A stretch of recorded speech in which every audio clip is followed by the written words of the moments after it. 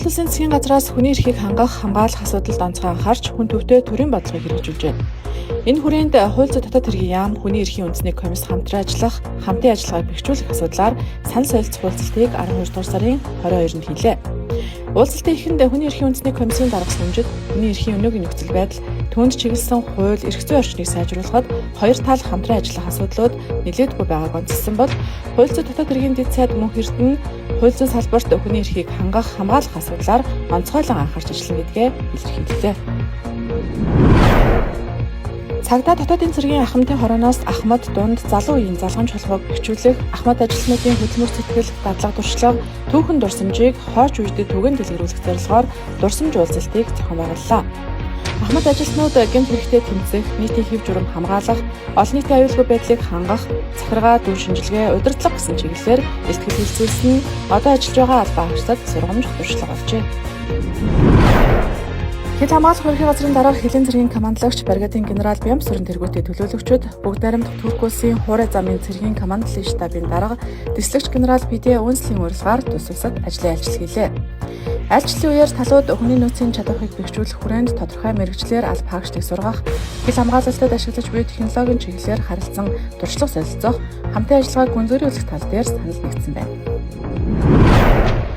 Хууль зүйн дотоод хэргийн яамны гендерийн салбар зөвлөлийн хуралдаан боллоо. Уг хуралдаанаар гендерийн салбар зөвлөлийн 2025 оны үйл ажиллагааны хэрэгжилт үр дүн хэлцснээс гадна 2026 оны үйл ажиллагааны төлөвлөгөөний төслийг хэлцэн батллаа.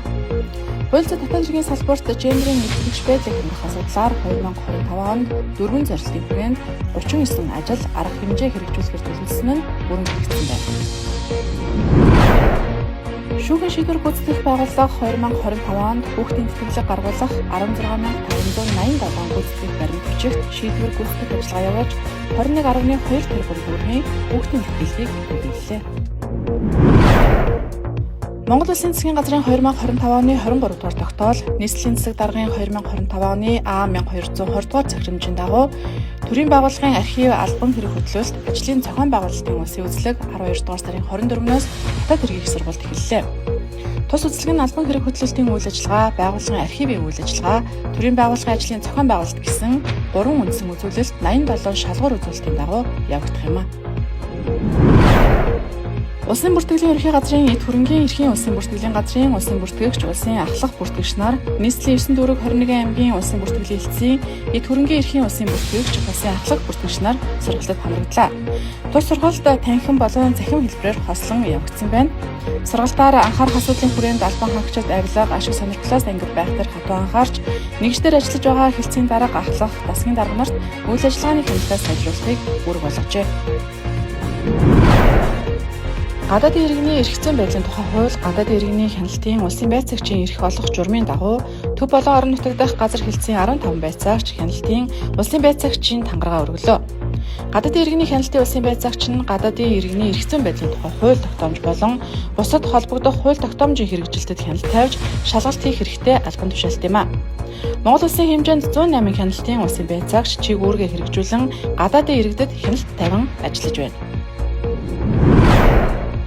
Хүний эрхийн үндэсний комиссийн эрүүл шүүлтээс урьдчилан сэргийлэх асуудал хариуцсан гишүүн доктор дэд профессор Цэлмэн болон Тодорхойлолтын цэргийн штабын дарга бригадын генерал Чингис нар Тодорхойлолтын цэргийн бие бүрэлдэхүүн болон хугацаа цэргийн алба хаагчдын хүний эрхийн мэдлэг ойлголтыг нэмэгдүүлэх, дөрвийн бус харилцаа түүнээс урьдчилан сэргийлэх, дасан зохисоох үйл ажиллагаанд хүний эрхэд суурилсан хандлага төлөвшүүлэх, богино хугацааны мэргэжүүлэх сургалтыг өргөжүүлэх чиглэлээр хамтран ажиллахаар боллоо.